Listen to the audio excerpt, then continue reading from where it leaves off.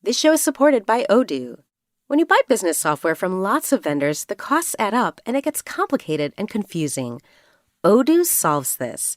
It's a single company that sells a suite of enterprise apps that handles everything from accounting to inventory to sales. Odoo is all connected on a single platform in a simple and affordable way. You can save money without missing out on the features you need. Check out Odoo at odoo.com. That's odoo.com. Friends beyond the binary, ladies and gentlemen, boys and girls.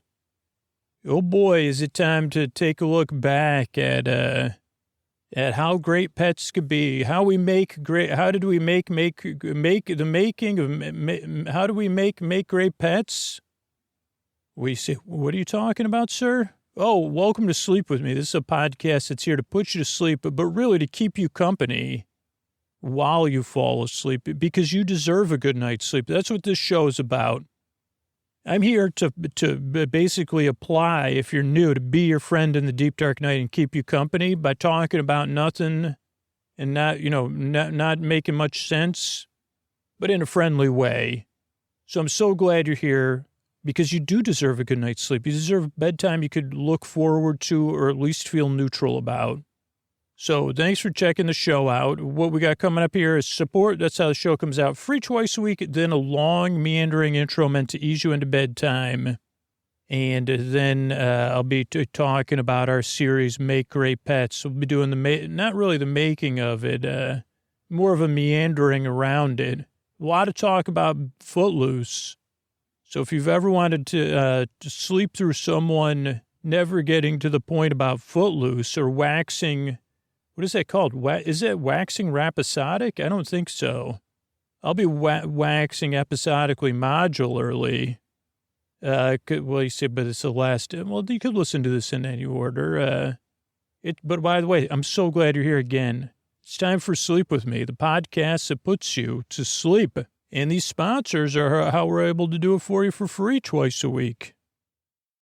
All right, everybody, this is Scoots here. This is episode lucky number 13 of Make Great Pets, where we look back at the making of Make Great Pets and kind of go through stuff about the making of the show. These are always, they're very introspective, but some people like to sleep through the process of how the show's made. And actually, some people like to listen to these during the day.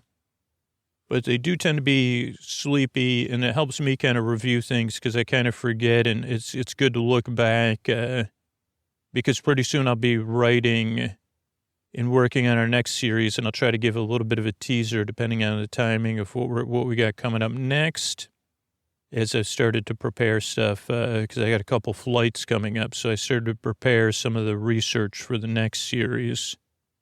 And Make Great Pets has a somewhat clean story where it came from, which is because it came out of someplace more recent instead of being something that I thought of years and years ago and then thought of again and then said, And it has one of the more specific, I think it's just because it's recent, but a very specific point that it came out of. So it's kind of cool. I've shared it probably on Patreon before. But it's really simple. So, and this will be kind of I'll lead my way into it before we get to the story part. And it has some personal essay stuff. So that's kind of interesting. So I have my daughter, Sophia, and she's in like musicals at a couple of our kind of community teen musical theater places, which I'm grateful for living in the Bay Area because there's more than one place where your kids, if they're into musical theater, can participate. And so she was getting ready to audition eventually, like they announced what shows they're going to do over the season ahead of time. And they were going to do Footloose, the musical, which was interesting. I think I was already aware of it beforehand. I mean, the Footloose was made into a musical, but I was like, that's interesting. And so I said to her, well, let's watch Footloose, the movie, before you start getting into, like, the audition process so you can kind of see where it came from. And I was also kind of like, man, I haven't seen Footloose in a long, long, long, long time. with Kevin Bacon. And so I said, this will be interesting. I wonder how it holds up. Like, what's the movie like? And so we went to go watch the original Footloose one Saturday afternoon. And, stuff's kind of not centralized anymore. So and I don't have, like some people have one service where you can search for everything. I don't have that. So I searched a couple places, and I think even when you Google it, sometimes it is kind of frustrating. I said, where can I watch Footloose? Well, which Footloose? But eventually I found out that it wasn't on any streaming services at this time when I watched it, which was like late 2022. And so I said, okay, let's just pay to rent. Well, first we had a debate, actually, because there's a remake that came out in, I don't know when it came out. I think in the aughts or maybe the early tens. And I said, I just go, okay, I kind of have a basic remembering of that there was a remake. And I was tempted because the remake was on a service I paid for or whatever. I said, well, and my daughter's like, well, let's just watch the remake instead of paying whatever, $4 or whatever it was to rent the original. And we went back and forth a little while. Like, even I think I was like, okay, let's go walk the dog or whatever. And then and I said, you know what? Like, I don't know anything about this remake. And I really think we should watch the original first. And so we watched the original with Kevin Bacon, John Lithgow. I think Mary Steenburgen is in it. Chris Penn. I don't have it in front of me. So we watched the original, and I mean, again, it could be just me, but the original is really good, and so good that it created this. The whole series came out of, I mean, mostly the performances of, and I don't know the actress that played Ariel, but her performance, John Lithgow's performance in particular, and Kevin Bacon's performance, and the writing. And I would say that the writing is actually of the original is more contemporary. I mean, well, maybe not. I can't say that about the remake. But it almost felt contemporary. Like Kevin Bacon's character comes to town, and he's clearly like feels like a outsider and is treated that way. And he loves to dance, and there's no dancing allowed in town. That's basically, if you were to say what's the movie about, and I know it's based on a true story I've been told by my family. But the reason the town can't dance in a sleepy sense is that John Lithgow plays the pastor of one of the congregations in town, the largest one, and he needs someone to help him because he's kind of going through something that's made him be against dancing and other forms of celebration with for teens. And it's also what he's been going through has impacted his relationship with his daughter, Ariel. And that has created, she's having, she's acting out basically, and she needs help. She actually needs her father's help. This is again, only my interpretation of the movie, which informed the creation of Make Great Pets. So it's not I'm not, a movie expert or anything, but, so it seemed like a very, rewatching it and then just taking in the performance of Lithgow, that he plays, it could be a very one-note performance that he's this preacher, he has stuff he's upset about, and he's against dance. But he plays it in a way, at least, again, could be my viewing of it, but in a way that's very nuanced. And Kevin Bacon's, it kind of gives, in a sense, to me, an otherworldly performance, and I mean that as almost like he's if he didn't have his mom and his relatives there, that he could have come from another world, but he does have roots in this town. I mean, he comes from another world, Chicago, but, and he's there to kind of discover things. I mean, basically the short version is he sees the first thing like needs or wants or whatever. Oh, this town's against dance. I want to dance. The authorities are giving me trouble. This is by the authorities. I'm a rebel and I love to dance, and dance is my form of rebellion.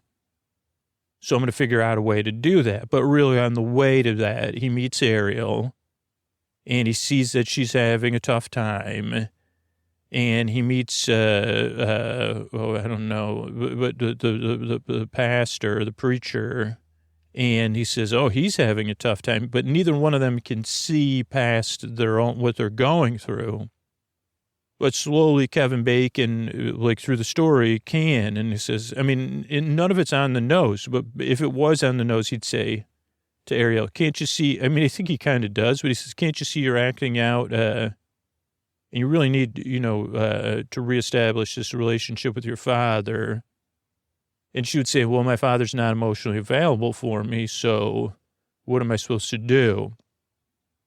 And then Kevin Bacon would say to the preacher, like, can you see that you've lost your way and you're projecting a lot of, you want to try to control things that you can't control and avoid feelings you don't want to feel, but also like you're not living in the present moment because you don't want to like, go through this hard time, like these strong feelings you're having. And those choices are really impacting your relationship with your daughter, and actually the whole town in some sense. You're taking it out, you're acting out as well. But I'm here to help. Like, I guess in some sense, like a non-subtextual truth teller, like through dance, we'll get this figured out. And so that kind of plays out. So we watched the movie, we really enjoyed it. Then we watched a remake, and Miles Teller is really good. Miles Teller plays the Chris Penn character. And I've noticed that, like, Miles Teller has this chameleon thing because he did it again in Maverick. Even though those were different performances. I don't know. I said, like I'd seen Maverick, and I said, wow, like, that's pretty cool. But then I saw... then later in the year, I saw this Footloose, and I said, holy cow. Like, that's like Chris Penn's performance, but different, but capturing the spirit of Chris Penn's performance. And, let's see, Juliana Hugh I don't watch the dancing shows, but her and her brother are on the Disney specials. Like, she plays Ariel, and she can really dance, so that was cool. But yeah, so the remake just was a little bit more straightforward. And again, it's hard watching the original and then the remake than the subtleties of the original. But maybe that again was just me and viewing them pretty much like right after one another. There is also out there an unofficial remake, but I don't think the complete movie's out there anywhere. I've tried to find it. But if anybody has a full copy of that, I don't want, I haven't even watched the parts of it because I don't want to miss out on it. But I don't think, as far as I could tell, the unofficial remake, it is not, there's no complete copies in existence. So at some point, though, they decided to make it into a musical, and it's a jukebox musical, which I did not know. I said, oh, okay, it's a musical. That makes sense. But then I didn't realize till my daughter was auditioning for it that it's a jukebox musical from the soundtrack. So basically, they took the soundtrack and kind of lined it up with the characters and stuff like that. And at least in the performance that I saw 4 performances of it. Maybe was it 6 performances? I don't know, but the performance I saw really works. And I saw 2 different casts, so it was great. And Sophia played Ariel in one of the casts, so it was really fun. Okay, so all that said, that's the loamy soil. But before the musical or before the auditions, but after we watched. At least the first one, I couldn't get the idea. I don't know. There's just something about Kevin Bacon's performance. And in some sense, at least again, some of this could be projection, but there was a simple story well told. Like a stranger comes to town or outsider comes to town to help two people heal or whatever. It's like, oh, okay. And then I came up with this theory. Again, this is only a fan fiction, imaginary theory that I pitched my daughter one night. And this wasn't even originally meant as a bedtime story. But I was like, in some sense, I realized in the context of the movie, Ren is not an angel. I mean, he's got angel eyes. Holy cow. And angel-like dance moves like Kevin Bacon. But also, I think there is multiple members-only jackets in this movie. But not that it has anything to do with anything. I just thought of that. I think there's like at one point, Kevin Bacon's wearing a pleather or leather members-only jacket. Okay, but so at some point I came up with this theory. It's only imaginary because it doesn't actually fit the movie because Kevin Bacon already has roots. And I already hinted towards it that Kevin Bacon is otherworldly, or Ren is otherworldly. And I talked to my daughter about this. I'm like, what if like Ren was an angel, right? Because he was on like an angelic style mission to help this preacher who lost his way. And help him reconnect with his daughter and again with the rest and to let go of some things. And in some sense, really, Ren doesn't even help the preacher directly. He does do some truth telling, but really through his daughter and through dance and through rebellion, or standing up to him and saying, "Can't you see you've lost your way?" And he says, "No, I can't." So I was imagining, I said, whoa, like, that's a pretty simple, like the movie's just so straightforward. Do you think it's like Kevin Bacon or Ren is really on a mission, or a twofold or threefold mission? Or I guess if you just count straight up rebellion against authority, a fourfold mission. Or if you count being best friends with Rusty, maybe a fivefold mission. Friendship, dance, rebellion, help Ariel, help preacher. Oh, I almost had it. Reverend, I don't know. I mean, I heard it 1,000 times. Reverend Moore? That's too simple, though. Okay, so I came up with this theory. And then whatever, like, me and my daughter usually before bed will meditate and then we'll read. I don't really do too many bedtime stories for her anymore. And I think this actually came up while I was trying to meditate. I couldn't get this idea out of my head. So then I started writing, out loud, not writing, but pretending Ren, as the character, was recording these audio journals. None of this was for the podcast at this point. This was just where I go and stuff. And again, I think it's important to point out for anybody listening that makes stuff, it's just like, these are the kind of strings, right? They're pulling at us, and to just be like, oh, have fun with it. So at this point, I was just having fun with it. It was not anything related to Sleep With Me. It was just my personal life, which is a lot like Sleep With Me. But so we're supposed to be meditating, and at some point, I started doing this first person Ren audio diary. Like Ren, now this one was a lot different than Make Great Pets. Ren was reporting directly to God, and saying, "Hey, this is and it did have one of the conceits, maybe not initially, because then I kept going, because once I get started, I can't stop. But one of the conceits originally was that Ren didn't know why, like it was just an assignment to go to this town. And, mostly it's to make other people laugh. So I was trying to make my daughter laugh and, going with it. I'm like, oh, this could actually happen. Like every night of the movie, Ren is like recording like a report to God or through prayer or whatever. And saying, hey, God, this is when my first day was like, I don't know who I'm supposed to help or why I'm here. And I'm not happy about it. That was most of the prayer, like most of it. And then it's just like, oh, well, I'm concerned about this person, or I made a friend. But it's like, so I don't know. I was just doing that, having fun. And my daughter was like, this should be a podcast thing. And I was like, well, I said, it can't be because it's just like fan fiction. But I said, I mean, I was like, wow, I probably taught, I mean, 'cause she was probably like, dude, I got to go to bed. And this isn't putting me to sleep. But whatever, I thought about it. And then just like other ideas of sleep with me, it kept coming back up. And so this was we were still on the tail end of Nuns in Space, and I didn't know exactly what I was going to make next. And I don't know what I had lined up, but I was like, this idea, how could I change it around? And I was like, could we just do it the same thing? But again, just skip over like it is like a character like Ren, and then it's not this particular story from Footloose.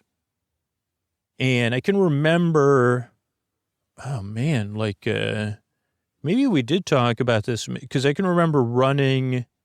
So my daughter had rehearsal. It might have been for her other play, but maybe it was for Footloose. And I can remember running in Berkeley up to Strawberry Canyon and hearing myself talk about, or maybe I was thinking about it. Sometimes I don't know which one, but about Highway to Heaven. So maybe I was talking about this at the end of the other episode 13. But I was like, okay, I can't do, just doing that, just basically, I never saw Highway to Heaven, or I never paid attention when it was on. But I was like, oh, this is kind of like Highway to Heaven. So you can't do that. And then but then I was like, oh, this is kind of a thing. Like I think I talked about too, what's it called? Quantum Leap, which is rebooted right now. I don't know, it's not on the air when I'm recording this, but. And there's other shows like that, and those are definitely. And then I said, okay, wait a second. So this, I already knew, I guess, okay, that's episodically modular, so that's good. And it's kind of a procedural, But I said, okay, well, how do we get it from where we are here, which is too similar. But I said, we got something here. we don't have everything we need. And so then it was okay, so we can't have Ren, and it can't be, I don't think it could be an angel because it doesn't fit in with the Sleep With Me. We've already disproven those things. And then maybe that's what led me to that. I said, oh, wait a second, you're right. The idea of guardian angels has been disproven. I mean, only within the Sleep With Me universe. I'm not trying to, infringe on anybody. Within the Sleep With Me universe, Bezos and stuff, kind of showed that they got rid of those programs. And so, I don't know, somewhere in there I was like, oh, okay, but what if there was another program? And somehow it led to pets. I can't remember exactly, I remember the start of it. And then I was like, okay. And I still like the idea of Rin and this first person reporting. So I was like, okay, I like that narrative idea of Rin reporting directly back to someone. So I said, okay, well, okay, we got something here. So then it was like, we're going to go for it. And then eventually it was record episode 1. I don't know. I can't even remember what episode 1 was now, but then it was the idea that eventually as I started writing it, it was okay, so this will be part of the training program. Cause then it makes sense. It's Rin doesn't really know what he's doing. So, okay, that makes sense too. And the fact that it's a new program. And then at some point when I was writing probably the first episode, I would assume maybe not though. It was okay, but this is, well, I feel like there's, at first I thought of that Rin would have an ally. Cause I know that's like a lot of those shows.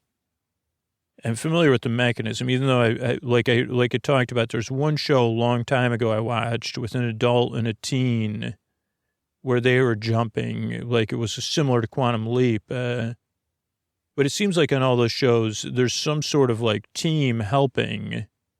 And I was at first I thought, before I was writing the first episode, oh, okay, so Rin will have a contact point. But then it kind of morphed into no, what if there's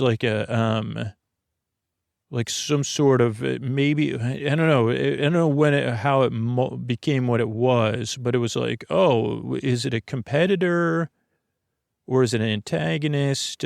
Someone else. I think initially it was going to be an antagonist. And initially even I was like, oh, maybe this will follow, like a sitcom format, like, and the first episode kind of does of like, oh, if this is like an episode of a sitcom. Cause that kind of structure, I thought, I mean, it actually did fit. I just didn't keep with it. But, like the idea that, in a sitcom, usually the solutions are pretty, the episodes are also episodic and modular, and kind of self-contained most of the time.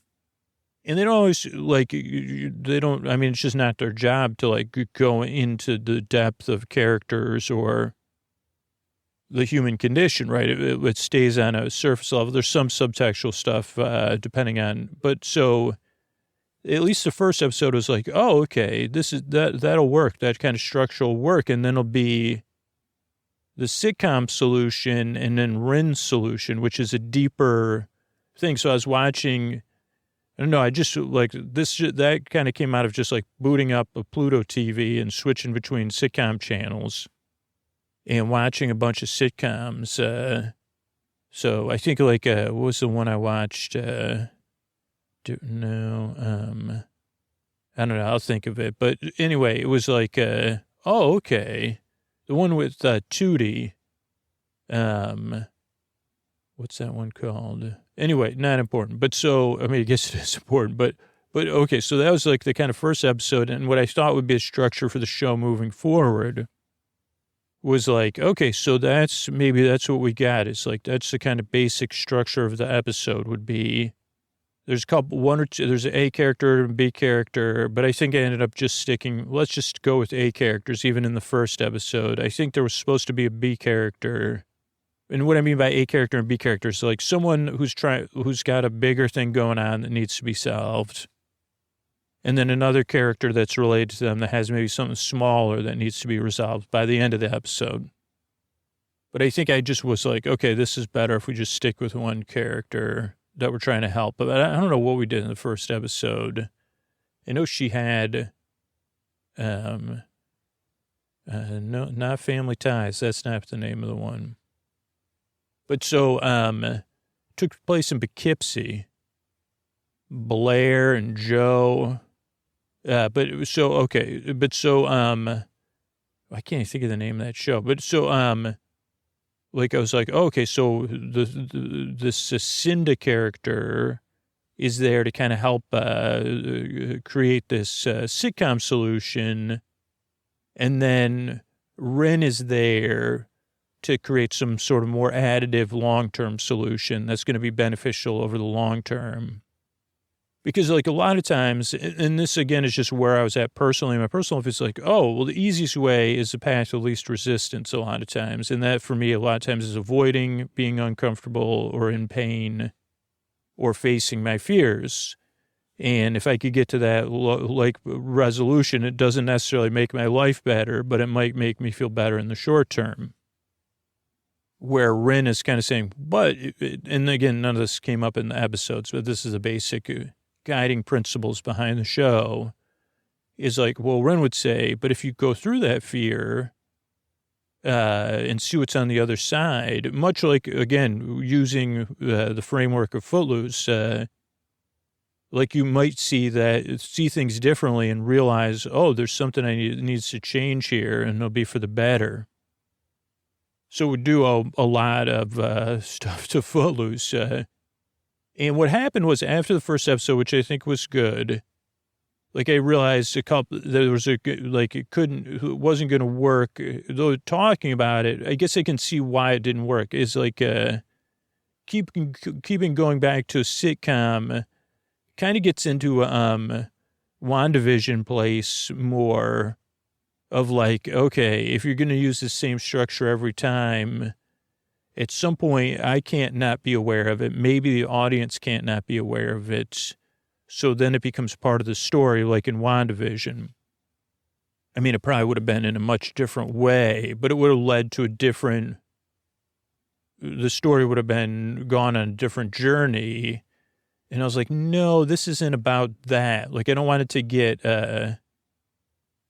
like, too much. I wanted to go back to the original, like, I guess because the original conceit was strong, borrowed from an imaginary version of Footloose, is that, no, Rin is there to help them find an additive solution, apparently in some sort of competition or something, or working against or in parallel play with someone that's working to find a shorter term solution, which isn't necessarily good or bad.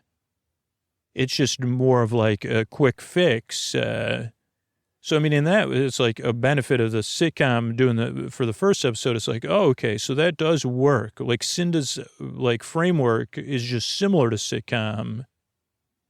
And just like in a sitcom, it's like, well, this isn't good or bad. It's just that this is how things got fixed, and then we bought a cake and then you dropped the cake and we all laughed, because you forgot a cake for my birthday and my anniversary. So you brought two home, or one was on the roof of the car. And something else, like, and again, that's just a tropey version of a story. But, like, I guess, like, going back to the first episode, it was like, she thought if she moved to someplace new, she'd be able to have what she wanted. I think or was that the solution? I don't remember. But it was like that. Her roommates were getting in the way of her doing what she wanted. And it was like, okay, that might feel like it's going to fix things and it might work for a little while, but really need some structure and focus. Or do you even want to do this? Those were the kind of competing solutions. So then eventually, I don't know what happened on episode 2. Maybe I could look it up if we have time. Like, I have different ways of kind of brainstorming episodes. Usually it's like reading something totally unrelated. So what I did was at some point, I don't think it was on episode 2, I started reading folktales from India and then folktales from Africa, or fairy tales or stories, parables, whatever you want to call them. And just kind of reading those and being like, okay, and just like all of these kind of tales, they tend to be a little bit surreal. And what I like about those kind of tales is that they're not as tied up with a bow as the sitcom. Like usually, like sometimes the solutions just leave you like, huh. But and sometimes you don't understand what they're trying to teach, or sometimes it's very clear, like with the elephant thing. That's a famous tale, and it's like used to kind of it teaches the idea of like compound interest or whatever. Like that, if you give me one grain of rice today, then 2 tomorrow, then double it every day. Like you won't be giving me that much rice, right? And just do that for 30 days. And then the ruler's like, okay, yeah, because you don't know what you're doing. Oh, two tomorrow, 4 the next day. What's that, 8 after that, 16? Okay, let's do it. But like when you see the end result of 30 days of that, of doubling, then it's like, holy cow, that's all the rice. So for that one, this is a good example because I said, okay, here's this young girl who got this brilliant idea. Where did the idea come from? Because the idea ends up being what solves things. And the kind of tale more just like is like that it's an intuitive solution. And I mean, again, could be just a young genius. But I was more curious. I was like, oh, okay. So this would kind of be like a prequel. Like, how did this young girl, and what are the details and stuff? Or what else did she try first? And what else would have been like shorter term, what else could we have done for shorter term gain and solution? So yeah, it was like cool to play around with. So I'm trying to think. So basically at some point it came down to like, okay, this is more on the development to jump back. Like, okay, like, we'll have it be a pet. The pet it won't be the humanized pet. It'll be a real pet, but Rin will be inside the pet. So Rin will have a bit of control, but not a ton of control. And then Cinda will be there in competition or with a different name every time. Maybe Rin's slowly gaining awareness, or like, is this imaginary? I mean, at some point it became repetitive, and then actually the rest of the story kind of developed from there. And so this season I did a little bit longer of a beginning and then did the end, because Nuns in Space season 3, is that what we just did? I can't remember anymore if I did like episode 1, 2, and 3 and then like 11 and 12, or if I did like 1 and 2 and 11 and 12, or even 1 and 12. But I did like the beginning and the end, and then try to make everything in between episodically modular. And so for this one, that like I was open to that happening. So I tried to stay curious, like, how is this going to resolve? But I think I did more episodes, like maybe 5 or 6. I definitely recorded somewhere between 5 and 7. And then did, I think episode, like, I was like, oh, okay. And then I wrote episode 12, and I was like, okay, now I have an idea how this ends now. Because again, I'm not plotting out the whole season at the beginning just because of the moving train aspect of making the podcast. It's like, okay, I gotta stay on deadline. So, I like once I had an idea of like, okay, wait a second, and it was so weird because I was struggling with it a little bit, and then it was so simple, like that, because again, returning to Footloose, it was like, oh. You could just like Ren in Footloose couldn't see why they were really there. Rin finally realizes that why they're there, who they're really there to help. And maybe what the whole purpose of this training program was is like, holy cow, like, now I know who I'm here to help. I didn't know it until episode 12, or maybe not until episode 12. And then what's interesting, like, is that as I was listening to episodes, like, I think it was episode 7 or 6 I listened to, and I said, after I recorded 12, I said, you know what, this is like an episode 10. So then I moved that episode to 10, and then I wrote 11. So I think, so then I moved that to 10. Then I wrote episode 11. So I wrote episode 12, had listened to that other episode, wrote up episode 11. And I think I had at that point 6 and 7 recorded. But then 6 became 10, 7 became 6. And then I did 11, then 8 and 9. I think that's 12 episodes. And again, you may see, like, I don't know, like last time I feel like this time I had a little bit more time to build in because I gave it a little bit longer. Like I got to really know the characters, like, and get some comfort. So I don't know. I feel like all the episodes are pretty strong. Trying to think, the last episode I listened to was the YouTuber one. Not sure the episode that comes out after that, but that was an interesting one. And then what kind of happened was, so I'd read these tales, right? And some of them be clear, like the rice one. It was like, okay, this is pretty clear. This will be a prequel. But a lot of times I'd read a tale and it would be like, or I'd read 2 or 3, and it would just be a couple basic ideas that I'd find interesting. So they are not so much based on the tales as like, that's what helps clear out and refresh the computer, and like writing down stuff I liked about it. Like, I can't think of an example right off the top of my head right now. This one I'm working at, so there's one tale about this guy. He goes out, how am I going to make this sleepy? He goes out to look for snacks, and he has,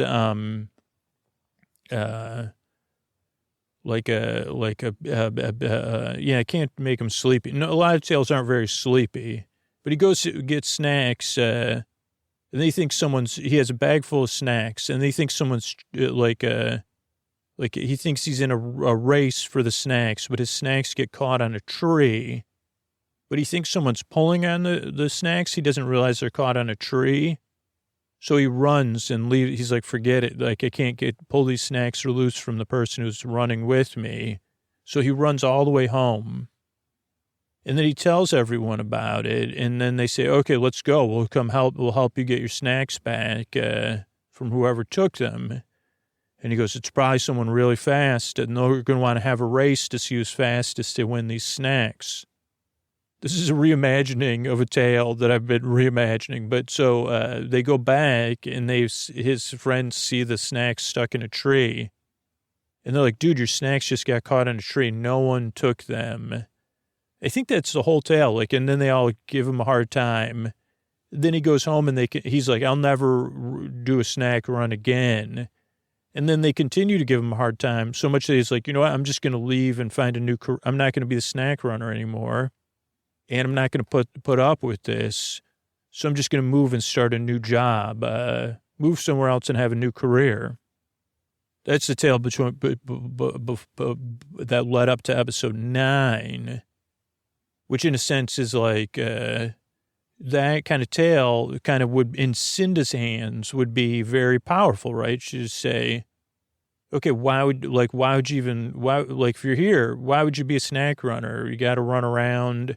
Someone's going to try to go on, have a snack competition with you. If they're faster than you, they take your snacks. They could grab your snacks. And then look what happened. Then you get, people give you a hard time because your snacks got caught. Why don't you just take just take a new job? So that's actually a really good, simple example of how it played out. Like, I read it and then I said, okay, this is different. And this particular tale's solution seems more Cinda-esque. Some of them may have been more Rin-esque. And they kind of say, that's interesting. Okay, well, what's going on with this? So then reading the story, I say, okay, so I can relate to a lot of those emotions in that tale. I say, okay, I've been in that situation before, and then blindly trying to get home, not even sure if something's stuck, just trying to, and then be like, forget it, I'm just going to run home where I know it's warm and safe. And then both confronting people giving you a hard time, but just the fear of oh boy, what if I'm something embarrassing? I mean, these are the things that, run through our heads at bedtime, right? And then it's that's one of my default non-constructive ways of dealing with stuff is avoidance. And so I was like, okay, this has really got a lot of avoidance. Instead of facing this stuff and being like, hey, so what? My snacks got caught in a tree. Ren would say, hey, just go through this. Or, hey, this happened. Or, hey, be assertive with these people. Or, hey, it happens to everybody. They're just giving you a hard time because it happened to you and not to them. So they're relieved. And you were the one out there in the world doing stuff. So that's why, it's not fair, but that's just what happened. But you could still do it if you want to do it. If you want to change careers, that's fine. And again, this is the kind of on-the-nose talking that doesn't get talked about on the podcast, or can if we need to, when it's really boring. But then I think the layer of Ren having to do that via the pet without a clear means of communication just adds extra layer where Cinda usually is able to embody a human and have direct contact, a full human contact. I like that idea of a governor, and I think it fits in with Sleep With Me mythology, right? And I almost Rin presents the idea that you can't take the humanity out of humans. No matter where we go, we bring our humanity with us. And that includes post-Earth careers. I don't know, not to get into personal beliefs, but I find that a reasonable thing to believe that Rin is presenting. And I like that idea. And I like the idea that Rin is in somewhat of an embrace of it, because that would be like, I'd say, well, that's how I would want to live if in a post-Earth career. Say, hey, yeah, I still got this humanity with me. I'm still imperfect. And that the other side of it, and then it gets into a lot of things that work, like I like with Sleep With Me, themes that I constantly return to. And I mean, a lot of it is like this idea of separation and return sometimes, and of forlornness and nostalgia and control. And so, like, Cinda's character, I started to kind of see as someone who loves the people she loves so much.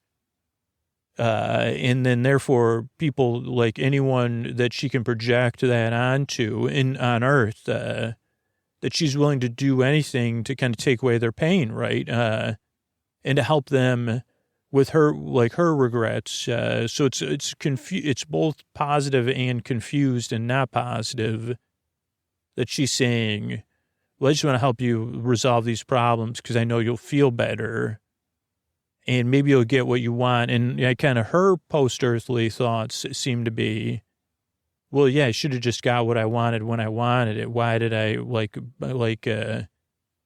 and maybe I should help people do that and just get what you want. So it's a much more, it's a different philosophy than Ren's, which is like, if I help you with these additive decisions that are somewhat in Ren's probably idea of like holistic, or that in Ren's viewpoint would help you to flourish, facing fear, being uncomfortable, having more empathy and compassion. Not that it's a should. And again, I thought like that's what I liked about it's like they're not enemies. They're just in like slightly competing viewpoints of how to solve a turning point in someone's life. So yeah, I mean, there's a couple of things I was dissatisfied about, which is like, let's see. One was, like the idea of having like characters I'm interested in, Rin and Cinda, but then that they're supposed to be present and witnessing and helping a separate character in a, kind of their own unique world. That's there's a difficulty to that I didn't expect, which is that, and I mean, I think it's a good difficulty, but just left me dissatisfied, which is that, then I started to focus, and again, it might have just been how I was lotting my focus in writing. Like I started to focus on, okay, who's this new character? What is the turning point? Like kind of Ren runs through is like actually figuring that out. Who, what, where, when, why, how, and then what's going to happen? What are these competing solutions? So like gathering all that kind of left me with, where my story brain would precede Ren. So I was more solving it from a removed viewpoint than Ren's viewpoint. So if I could do things again, but that's difficult because I have to, I was kind of trying to create both those stories, like the one that Cinda would help and the one that Rin would help. And I don't know, I'd like to kind of get into that character. Like I wanted those characters to feel like that I could inhabit the character that was kind of the center of the episode. And again, a lot of it was fun because each one was like slightly surreal, but like, yeah, being in a college band, being a YouTuber trying to save, not pay for food for 30 days, being someone trying to create some sort of surreal test for whatever. I can't even remember that episode. Being a girl that's like her father's runs the elephants and, her whole village is going through something.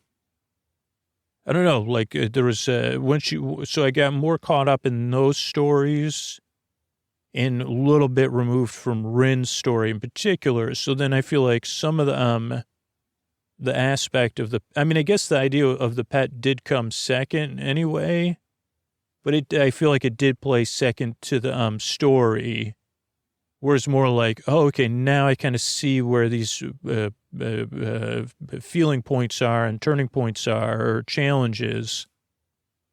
And then I'm trying to figure out how Ren will steer things. But I mean, I guess what I'm saying is that the limitation of being a pet did not really get as much focus, or how Ren solves stuff. It didn't get as much focus. Like Ren was more of a narrator, essentially. But I mean, in some sense, that was like the conceit was like, yeah, there's not much you can do other than bear witness as like with compassion. I mean, that's the biggest spoiler. Is like there's almost nothing. Like Ren couldn't do much, and that was the whole thing with Cinda thinking she could do stuff. But that but again, that was like deep subtext. So there still was like, I don't know. I feel like there's some episodes where Ren did more as a pet. But in the end, I mean, I guess I'm like, my dissatisfaction is more because it was dissatisfactory. Like, and Ren probably felt that way. So I mean, in some sense, maybe I was feeling Ren's feelings, which is like, I thought this was going to be flashy, like a dolphin or whatever, like Flipper. But now I'm just there to watch them and soothe them. And then maybe like give them extra stuff, like when they're trying to make this tough choice. I mean, that really comes down to like where I'm at with my own life in some sense, which is like inseparable from making the show. I mean, there may be other people that are able to do that, but I'm not. And the idea of just loving people through stuff when they're going through stuff that I mean, especially as a parent, being like, yeah, there's some things you can do and that are under your control. But a lot of it is just being there. I mean, and this is just my viewpoint and my viewpoint today of being there and trying to be present and loving, right? And that's also, there's feelings that come along with that loss of control, which again, kind of Cinda represents those feelings for me. So Ren is like, not entirely confident, but competent in the sense of like, well, let's just try this philosophy. Or what are we what is the turning point here? What are we looking to help with? Again, going back to the Footloose model. And Cinda actually is coming from a sitcom model of like, hey, what are the things I can do here to help you right now get the feelings you want right now? I mean, and that is very similar to parenting in some sense of like those are kind of the things you're faced with sometimes. And it is hard of like, well, I'm used to solving problems and in my personal life, avoiding pain at all costs, even when it causes more pain. So but you want me to like, just trust everything's going to be okay and be loving and try to be compassionate and empathetic and present. Like that would be the Cinda. Like, and I think that I tried to create some conversations with them about that kind of stuff of like, what do you like, that's not going to work out. They can't, like, that's how I feel deep down sometimes, you know? But then to quote Emma Otter or to, go with Ren, it's like, all will be well. All will be well. And Ren's idea of like, all I can do is do my best and be here and help them because I love my humans, or this is what it means to be a pet. And pets may object to that idea. But yeah, that's a little bit about Make Great Pets. Thanks for making it great, everybody, and good night. All right, I want to thank everybody who became a patron recently. I want to thank Poppy, Jim, and Kirsten. Thank you. Thanks, and good night. I want to thank Edith, Caitlin, and Margaret. Thank you. Thanks, and good night. Matt, Jennifer, and Jim.